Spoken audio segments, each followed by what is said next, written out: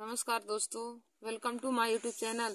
आज मैं class 10th के सब्जेक्ट फिजिक्स में मोस्ट इम्पॉर्टेंट टॉपिक लेकर आई हूँ। तो देखिए दोस्तों, आज मैं क्लास 10th के साइंस में निकट दृष्टि दोष बताऊंगी और दूर दृष्टि दोष यानी कि दृष्टि दोष के बारे में आज मैं आप सभी लोगों को बताऊंगी। उसमें दूर दृष्टि दोष के प्रकार भी बताऊंगी। दृष्टि दोष दो प्रकार के होते हैं, निकट दृष्टि दोष और दूर दृष्टि दोष।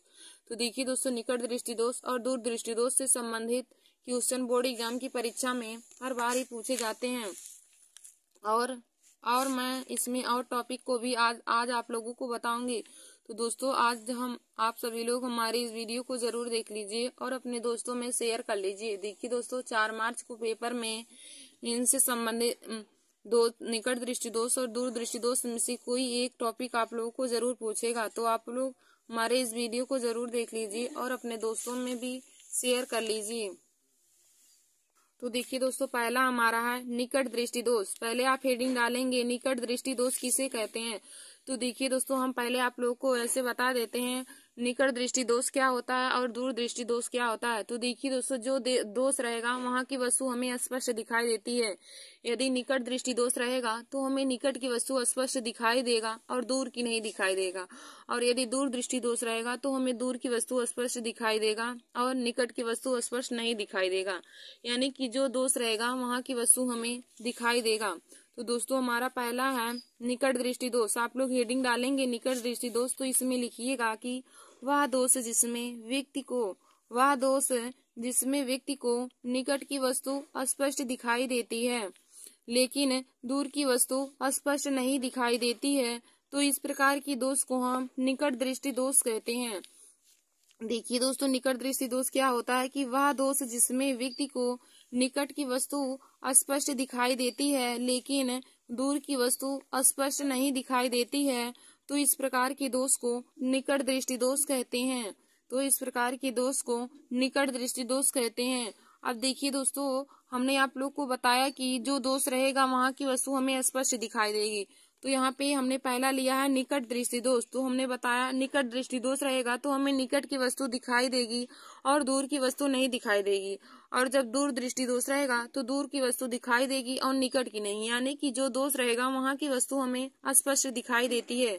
दोष में यही एक पहचान होता है, आप लोग इसे जरूर पहचान लीजिए कि जो दोष रहेगा वहां की वस्तु हमें स्पष्ट दिखाई देती है। जब निकट दृष्टि दोष रहेगा तो निकट की वस्तु स्पष्ट दिखाई देगा और दूर की वस्तु स्पष्ट नहीं दिखाई देगा। तो दोस्तों, निकट दृष्टि दोष का परिभाषा हो जाएगा कि वह दोष जिसमें व्यक्ति को निकट की वस्तु स्पष्ट दिखाई देती है लेकिन दूर की वस्तु स्पष्ट नहीं दिखाई देती है। तो इस प्रकार के दोष को निकट दृष्टि दोष कहते हैं। अब दोस्तों, आप लोग हेडिंग डालेंगे निवारण, यानी कि निकट दृष्टि दोष के निवारण के लिए हम क्या करेंगे। निकट दृष्टि दोष के निवारण के लिए क्या करेंगे। तो दोस्तों, इसमें लिखेंगे कि निकट दृष्टि दोष के निवारण के लिए अवतल लेंस के चश्मे का उपयोग करेंगे। निकट दृष्टि दोष के निवारण के लिए अवतल लेंस के चश्मे का प्रयोग करेंगे। देखिए दोस्तों, निकट दृष्टि दोष का निवारण है कि हम निकट दृष्टि दोष के निवारण के लिए अवतल लेंस के चश्मे का प्रयोग करेंगे। और अवतल लेंस वह लेंस होता है जिसके बीच में पतला हो और किनारों पर मोटा हो, उसे अवतल लेंस कहते हैं। तो दोस्तों, यदि देखिए ऑब्जेक्टिव क्वेश्चन में भी क्वेश्चन पूछा जाता है कि निकट दृष्टि दोष के निवारण के लिए हम किस प्रकार के लेंस का प्रयोग करते हैं। तो दोस्तों, निकट दृष्टि दोष के निवारण के लिए अवतल लेंस के चश्मे का प्रयोग किया जाता है। निकट दृष्टि दोष के निवारण के लिए अवतल लेंस के चश्मे का प्रयोग किया जाता है। फिर देखिए दोस्तों, हमारा अगला है दूर दृष्टि दोष। दूर दृष्टि दोष में आप लोग लिखेंगे कि हेडिंग डाल लीजिए दूर दृष्टि दोष। इसमें लिखेंगे वह दोष जिसमें व्यक्ति को, दोस्तों अगली हेडिंग रहेगी दूर दृष्टि दोष। इसमें लिखेंगे वह दोष जिसमें व्यक्ति को दूर की वस्तु स्पष्ट दिखाई देती है लेकिन निकट की वस्तु स्पष्ट नहीं दिखाई देती है। तो इस प्रकार के दोष को दूर दृष्टि दोष कहते हैं। देखिए दोस्तों, दूर दृष्टि दोष क्या होता है कि वह दोष जिसमें व्यक्ति को दूर की वस्तु स्पष्ट दिखाई देती है लेकिन निकट की वस्तु स्पष्ट नहीं दिखाई देती है। तो इस प्रकार के दोष को दूर दृष्टि दोष कहते हैं। देखिए दोस्तों, हमने आप लोग को बताया कि जो दोष रहेगा वहां की वस्तु स्पष्ट दिखाई देगी। तो दूर दृष्टि दोष में दूर की वस्तु स्पष्ट दिखाई देगी, लेकिन नजदीक की वस्तु स्पष्ट नहीं दिखाई देगी। तो इस प्रकार के दोष को हम दूर दृष्टि दोष कहते हैं। अब दोस्तों हम हेडिंग डालेंगे कि दूर दृष्टि दोष का निवारण कैसे करेंगे। तो हेडिंग डालेंगे निवारण। तो देखिए दोस्तों, दूर दृष्टि दोष के निवारण के लिए उत्तल लेंस के चश्मे का प्रयोग करना चाहिए।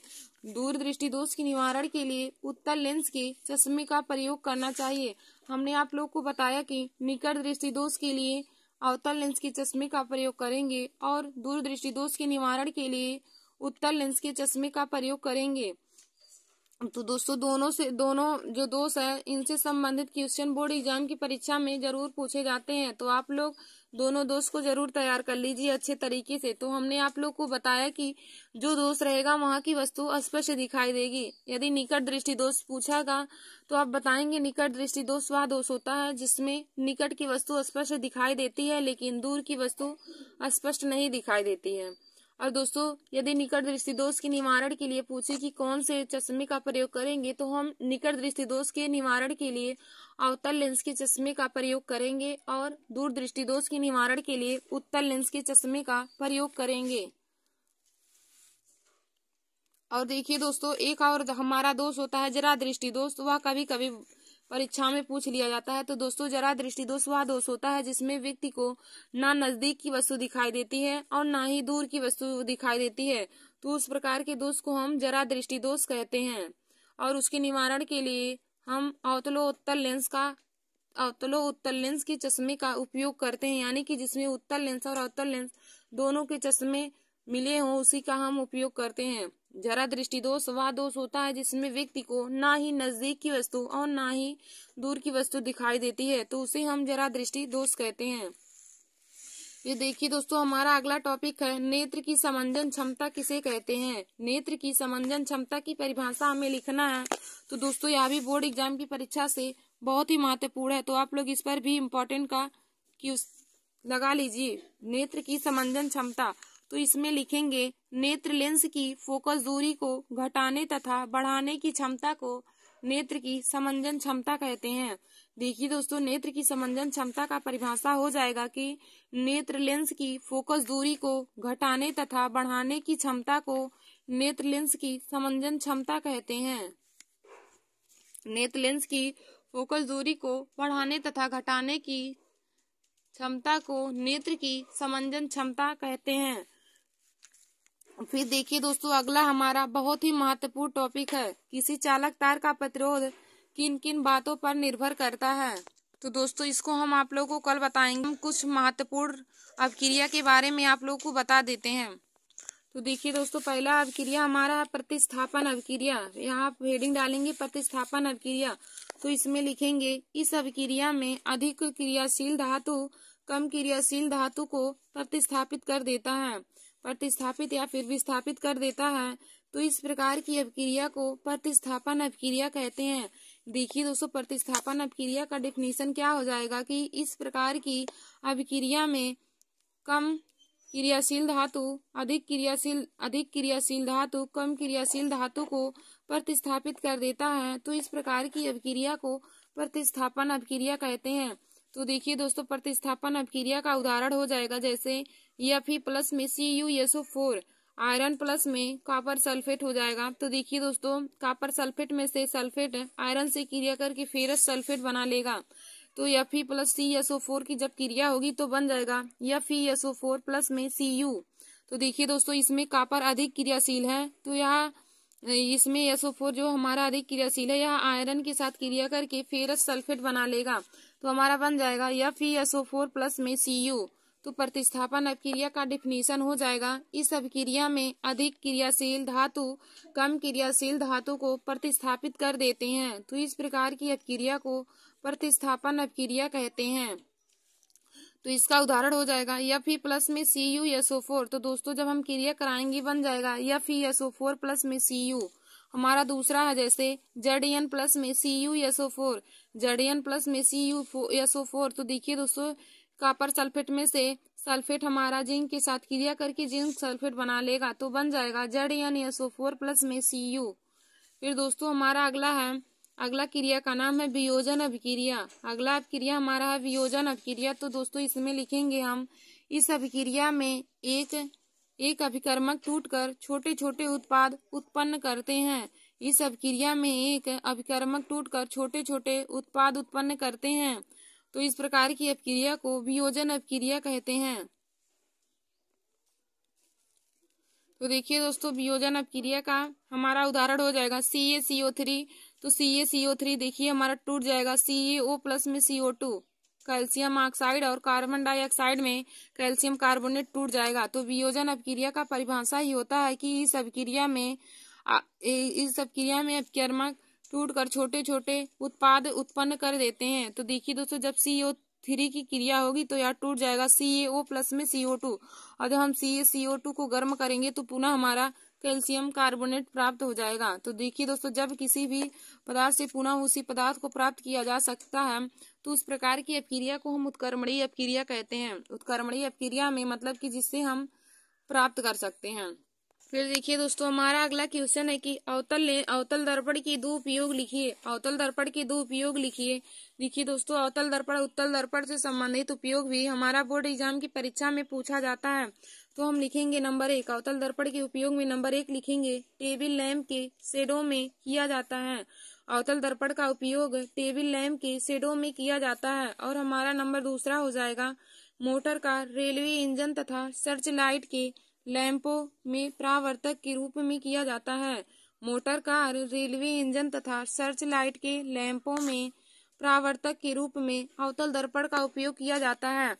देखिए दोस्तों, अवतल दर्पण का उपयोग क्या होगा, नंबर 1 हो जाएगा, टेबल लैंप की शेडो में अवतल दर्पण का उपयोग किया जाता है। टेबल लैंप की शेडो में अवतल दर्पण का उपयोग किया जाता है। नंबर दूसरा हमारा हो जाएगा, मोटर कार, रेलवे इंजन तथा सर्च लाइट के लैंपों में भी परावर्तक के रूप में अवतल दर्पण का उपयोग किया जाता है। फिर दोस्तों हमारा अगला क्वेश्चन है कि उत्तल दर्पण के दो उपयोग लिखिए। हमें उत्तल दर्पण के भी दो उपयोग लिखना है। तो इसमें लिखेंगे नंबर 1, सड़कों पर लगे लैंपों के ऊपर उत्तल दर्पण का उपयोग किया जाता है। और नंबर दूसरा हमारा हो जाएगा, मोटर वाहनों में पीछे देखने के लिए उत्तल दर्पण का उपयोग किया जाता है। मोटर वाहनों में पीछे देखने के लिए उत्तल दर्पण का उपयोग किया जाता है। फिर देखिए दोस्तों, हमारा अगला क्वेश्चन है कि प्रकाशिक केंद्र की परिभाषा लिखिए। प्रकाशिक केंद्र की परिभाषा लिखिए। तो आप लोग हेडिंग डाल लीजिए, प्रकाशिक केंद्र।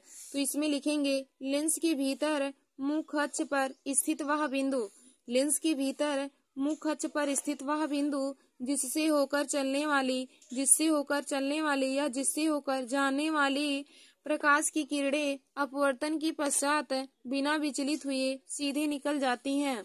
देखिए दोस्तों, प्रकाशिक केंद्र की परिभाषा हो जाएगा कि लेंस के भीतर मुख्य अक्ष पर स्थित वह बिंदु, लेंस के भीतर मुख्य अक्ष पर स्थित वह बिंदु जिससे होकर जाने वाली प्रकाश की किरण अपवर्तन के बाद बिना विचलित हुए सीधे निकल जाती है, तो उसे हम प्रकाशिक केंद्र कहते हैं।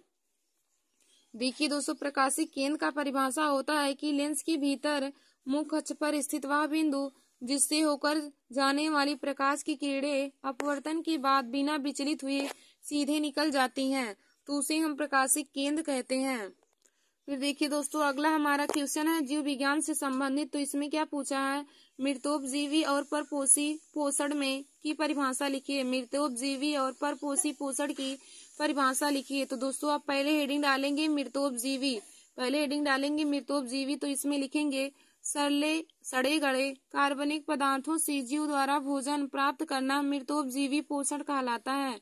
सड़े गले कार्बनिक पदार्थों से जीव द्वारा भोजन प्राप्त करना मृतोपजीवी पोषण कहलाता है।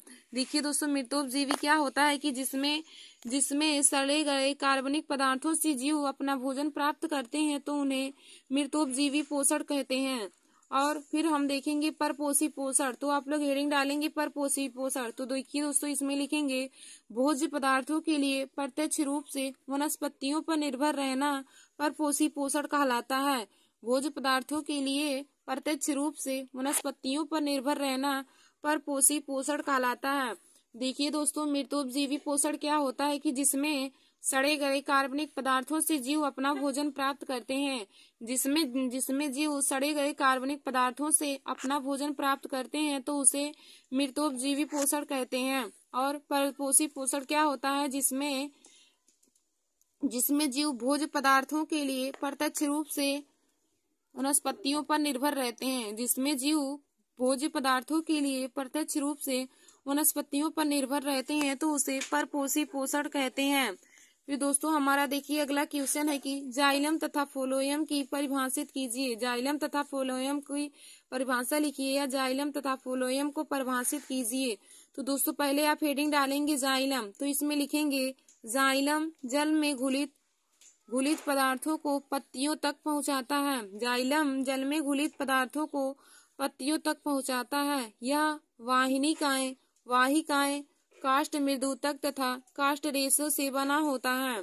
देखिए दोस्तों जाइलम का डिफिनीशन हो जाएगा कि जाइलम जल में घुलित पदार्थों को पत्तियों तक पहुंचाता है। जाइलम जल में घुलित पदार्थों को पत्तियों तक पहुंचाता है। यह वाहिकाएं और काष्ठ मृदुतक तथा काष्ठ रेशे से मिलकर बना होता है। फिर हमारा अगला हो जाएगा फ्लोएम। तो दोस्तों आप लोग हेडिंग डालिएगा फ्लोएम, इसमें लिखेंगे फ्लोएम पत्तियों से बना भोज्य पदार्थों का वितरण करता है। फ्लोएम पत्तियों से बना भोजन का वितरण करता है। यह चालनी नालिकाएं फ्लोएम मृदुतक तथा फ्लोएम रेशे से बना होता है। देखिए दोस्तों जाइलम और फ्लोएम का कार्य क्या होता है? जाइलम का कार्य होता है कि वह पौधों के प्रत्येक भाग तक जल को पहुंचाता है। जाइलम जो होता है वह इसका कार्य होता है जल का स्थानांतरण करना। यह पौधे के हर भाग तक जल को पहुंचाता है। और फ्लोएम जो होता है यह पत्तियों से बने हुए खाद्य पदार्थों को पौधे के सभी भागों तक पहुंचाता है। तो देखिए दोस्तों जाइलम के परिभाषा हो जाएगा कि जाइलम जल में घुलित पदार्थों को पत्तियों तक पहुंचाता है। जाइलम जल में घुलित पदार्थों को पत्तियों तक पहुंचाता है। यह वाहिकाएं काष्ठ मृदुतक एवं काष्ठ रेशों से बना होता है। और दोस्तों फ्लोएम क्या हो जाएगा कि फ्लोएम पत्तियों से बना भोज्य पदार्थ का वितरण करता है। फ्लोएम पत्तियों से बना भोज्य पदार्थों का वितरण करता है। यह चालनी नालिकाएं फ्लोएम मृदुतक और फ्लोएम रेशों से बना होता है। फिर देखिए दोस्तों हमारा अगला क्वेश्चन है कि पोषण से आप क्या समझते हैं तथा इसके प्रकार भी बताइए। पोषण से आप क्या समझते हैं तथा इसके प्रकार बताइए। तो दोस्तों पहले आप लोग हेडिंग डाल लीजिएगा पोषण। पहले हम आप लोग को पोषण बता देते हैं, पोषण की परिभाषा, फिर उसके बाद हम आप लोग को पोषण के प्रकार भी बताएंगे। तो हेडिंग आप लोग डाल लीजिए पोषण। तो इसमें लिखेंगे भोज्य पदार्थों को ग्रहण करके उन्हें शरीर की सभी कोशिकाओं तक पहुंचाने की क्रिया को पोषण कहते हैं। भोज्य पदार्थों को ग्रहण करके उन्हें शरीर की सभी क्रियाओं तक या शरीर की सभी कोशिकाओं तक पहुंचाने की क्रिया को पोषण कहते हैं। देखिए दोस्तों पोषण का डिफिनीशन क्या हो जाएगा कि भोज्य पदार्थों को ग्रहण करके उन्हें शरीर की सभी कोशिकाओं तक पहुंचाने की क्रिया ही पोषण कहलाता है। फिर देखिए दोस्तों आगे हमारा हो जाएगा पोषण दो प्रकार के होते हैं। नंबर 1 स्वपोषी पोषण, नंबर 2 परपोषी पोषण। तो दोस्तों पहला आप हेडिंग डालेंगी स्वपोषी पोषण। तो स्वपोषी पोषण में आप लोग लिखेंगे हरे पौधे प्रकाश संश्लेषण की क्रिया द्वारा कार्बन डाइऑक्साइड CO2 का मतलब हो जाएगा कार्बन डाइऑक्साइड तथा जल से अपना भोजन प्रकाश तथा पर्णहरिम की उपस्थिति में स्वयं बना लेते हैं। तो इस प्रकार के पोषण को स्वपोषी पोषण कहते हैं। देखिए दोस्तों स्वपोषी पोषण वह होते हैं जिसमें हरे पौधे प्रकाश संश्लेषण की क्रिया द्वारा कार्बन डाइऑक्साइड तथा जल से अपना भोजन प्रकाश तथा पर्णहरिम की उपस्थिति में स्वयं बना लेते हैं। तो इस प्रकार के पोषण को स्वपोषी पोषण कहते हैं। देखिए दोस्तों स्वपोषी पोषण में हरे पौधे अपना भोजन स्वयं बनाते हैं। प्रकाश संश्लेषण की उपस्थिति में यह कार्बन डाइऑक्साइड तथा जल से और पर्णहरिम की उपस्थिति में भी अपना भोजन स्वयं बनाते हैं। तो दोस्तों इस प्रकार की क्रिया को स्वपोषी पोषण कहते हैं। फिर देखिए दोस्तों हमारा अगला है परपोषी पोषण। तो परपोषी पोषण में हम लिखेंगे पर्णहरिम के अभाव में जंतु एवं कुछ पादप अपना भोजन स्वयं नहीं बना पाते हैं। देखिए दोस्तों पर्णहरिम के अभाव में जंतु तथा कुछ पादप अपना भोजन स्वयं नहीं बना पाते हैं। ये अपने भोजन के लिए प्रत्यक्ष या परोक्ष रूप से पौधों पर निर्भर रहते हैं, तो इस प्रकार की पोषण को परपोषी पोषण कहते हैं। देखिए दोस्तों, परपोषी पोषण क्या होता है, जिसमें जंतु और कुछ पादप पर्णहरिम के अभाव में या पर्णहरिम की कमी के कारण अपना भोजन स्वयं नहीं बना पाते हैं, बल्कि ये अपने भोजन के लिए प्रत्यक्ष या परोक्ष रूप से दूसरे पौधों पर निर्भर रहते हैं, तो इस प्रकार के पोषण को परपोषी पोषण कहते हैं। देखिए दोस्तों, हमारा क्वेश्चन कहा था कि पोषण से आप क्या समझते हैं और पोषण कितने प्रकार के होते हैं। तो हमने आप लोग को पोषण की डिफिनीशन बताया। तो पोषण का डिफिनीशन हो जाएगा कि भोज्य पदार्थों को ग्रहण करके उन्हें शरीर की सभी कोशिकाओं तक पहुंचाने की क्रिया को ही पोषण कहते हैं। और पोषण दो प्रकार के होते हैं, नंबर 1 स्वपोषी पोषण, नंबर 2 परपोषी पोषण। तो देखिए दोस्तों, स्वपोषी पोषण में हरे पौधे अपना भोजन स्वयं बनाते हैं, स्वयं अपना भोजन प्रकाश संश्लेषण की उपस्थिति में तथा पर्णहरिम की उपस्थिति में कार्बन डाइऑक्साइड तथा जल की क्रिया के द्वारा हरे पौधे प्रकाश संश्लेषण तथा पर्णहरिम की उपस्थिति में अपना भोजन स्वयं बना लेते हैं, तो हम इस प्रकार के पोषण को स्वपोषी पोषण कहेंगे। और दोस्तों, जिसमें पर्णहरिम के अभाव के कारण जंतु तथा पादप अपना भोजन स्वयं नहीं बना पाते हैं, तो इस प्रकार की क्रिया को परपोषी पोषण कहते हैं, बल्कि वह अपने भोजन के लिए प्रत्यक्ष या परोक्ष रूप से दूसरे पौधों पर निर्भर रहते हैं। फिर देखिए दोस्तों, हमारा अगला क्वेश्चन है कि क्या होता है जब किशमिश को जल में डालते हैं तथा अंगूर को चीनी के गाढ़े घोल में डालते हैं। क्या होता है जब किशमिश को जल में डालते हैं तथा अंगूर को चीनी के गाढ़े घोल में डालते हैं। तो देखिए दोस्तों, जब किशमिश को जल में डालने पर अंतःप्रासरण के कारण किशमिश फूल जाता है। किशमिश को जल में जब हम डालते हैं तो अंतःप्रासरण के कारण किशमिश फूल जाता है, तथा जब अंगूर को चीनी के गाढ़े घोल या नमक के घोल में रखने पर बाह्य प्रासरण के कारण अंगूर पिचक जाता है। देखिए दोस्तों, जब हम किशमिश को जल में डालते हैं तो अंतःप्रासरण के कारण किशमिश फूल जाता है, और जब अंगूर को चीनी के गाढ़े घोल या नमक के घोल में रखते हैं तो बाह्य प्रासरण के कारण अंगूर पिचक जाता है। फिर हमारा अगला क्वेश्चन है कि संतुलित आहार पर टिप्पणी लिखिए। संतुलित आहार पर टिप्पणी लिखिए। तो दोस्तों, हेडिंग डालेंगे संतुलित आहार। इसमें लिखेंगे जिस भोजन से शरीर की विभिन्न जैविक क्रियाओं के लिए आवश्यक पोषक तत्व उचित मात्रा में उपलब्ध होते हैं। या फिर हम कह सकते हैं कि जिस भोजन में शरीर की जैविक क्रियाओं के लिए सभी पोषक तत्व उपस्थित हों, तो इस प्रकार के आहार को संतुलित आहार कहते हैं। देखिए दोस्तों, संतुलित आहार से जैविक क्रियाओं के लिए आवश्यक ऊर्जा, प्रोटीन, खनिज तथा विटामिन मिले होते हैं। धन्यवाद दोस्तों।